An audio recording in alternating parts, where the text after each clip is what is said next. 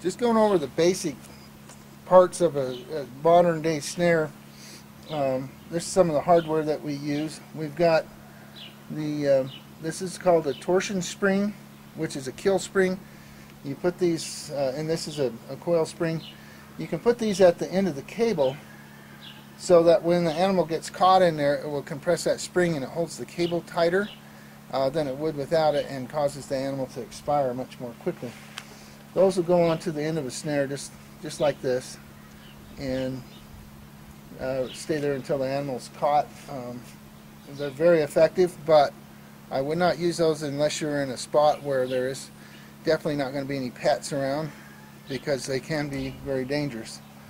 We have a couple of the couplers here that we use to fasten the end of the snares. For instance, the double ferrule would go on the end of the cable like that, so it holds it in place. And then you have a stop for other places depending on the type of snare that you're building. We have what's called a whammy, and the whammy goes on the snare cable so that you can put your support on that, and we'll show that a little bit later how that works. You have the swivels, and there's somewhat of a controversy over swivels, and I don't really call it a controversy, it's more of a personal choice. If you have a swivel on your end of your snare, if you're out in an open area, they work great because they'll spin and turn. But if you're trapping or snaring in a brushy area, as soon as you wrap around any kind of brush, that swivel becomes inoperable. Some people do like to put those swivels in line, kind of midway into the snares, and we'll show you how that works too, so that even if that tangles up, you still have a good chance of that swivel working.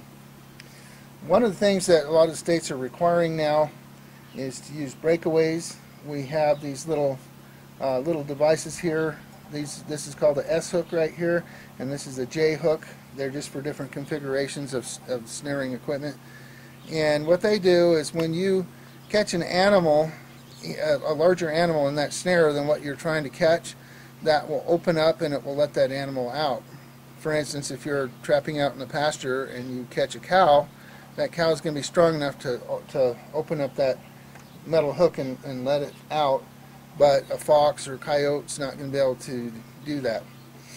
We have a couple different kinds of locks that we use. This particular this is a very small lock. I like to use these because they're fairly invisible when you're trapping with them. This style of lock, there's a lot of different ones on the market. The problem is most of them are made out of soft metal, and after you catch an animal or two, they egg out, and then they become a relaxing lock, and they don't work so well. And these ones are case hardened. They're called the low pro lock, and they're case hardened metal, so they'll last a little bit longer.